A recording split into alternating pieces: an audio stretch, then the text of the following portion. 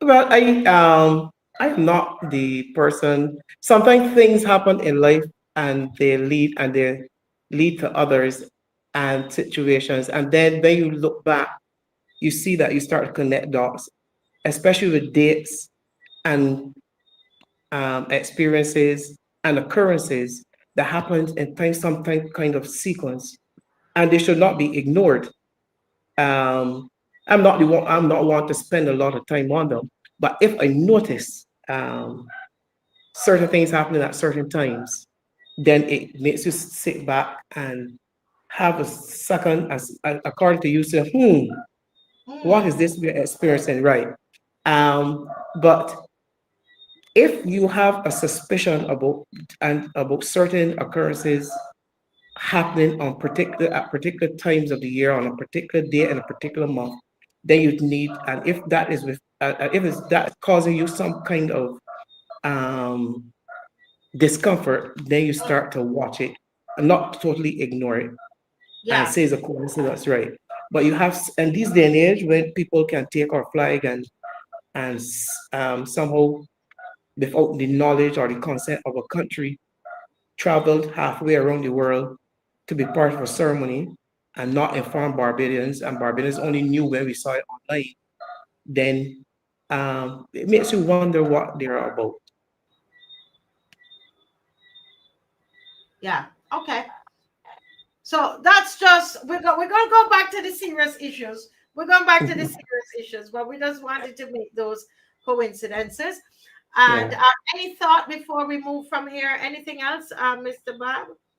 I just see that those dates, 11/11, where significant things happened on those dates, 11/11, that we as Barbadians should take note of and remember and recall, and don't keep us, even if you don't fancy or um, think about dates or the coincidences of things happening.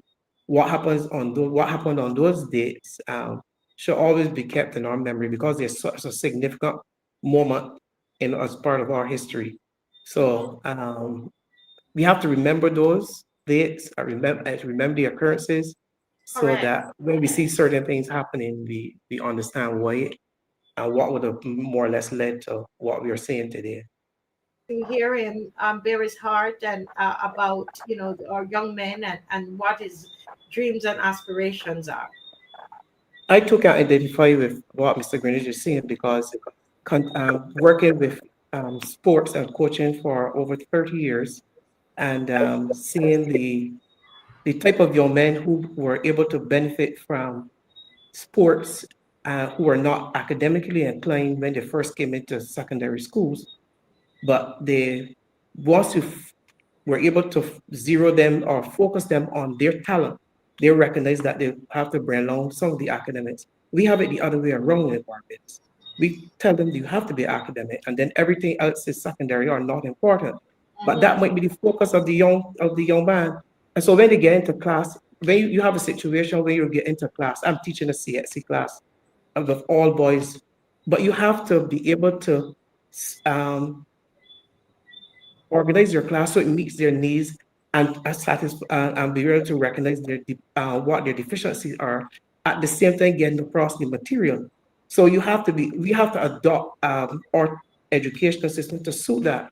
And everybody's not going to come and read a book or sit in front of a computer for long hours. And we have to recognize that that unfortunately affects the boys. We have a teaching service where it is when you have returning fifths, it is heavily with girls, and the boys are allowed to just leave school and find their comfort on the streets. That Hmm. we may have to come to the place where a percentage of whatever a school takes in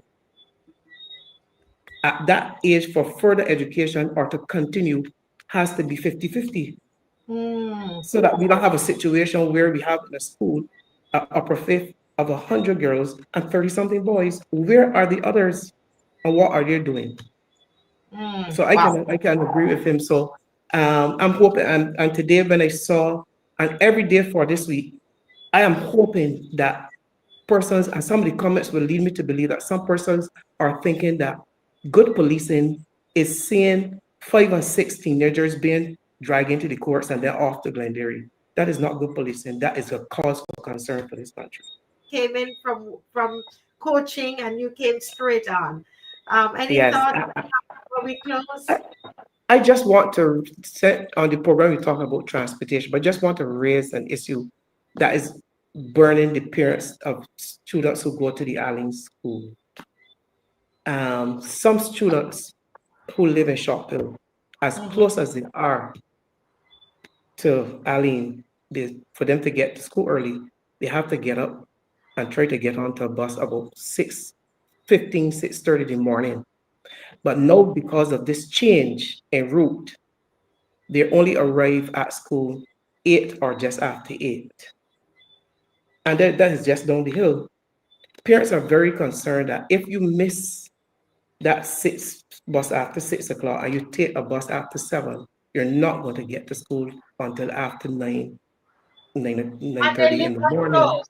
That is because of the route change, because of whatever repairs and probably further complicated by the last day of rain.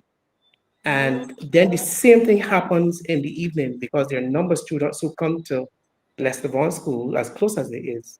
But because of the route, after school, they end up getting to practice. They something I think 20 to 3 or 3 o'clock, they leave school. But whatever happens, they end up getting to practice just down the hill because of the route change um, after 5.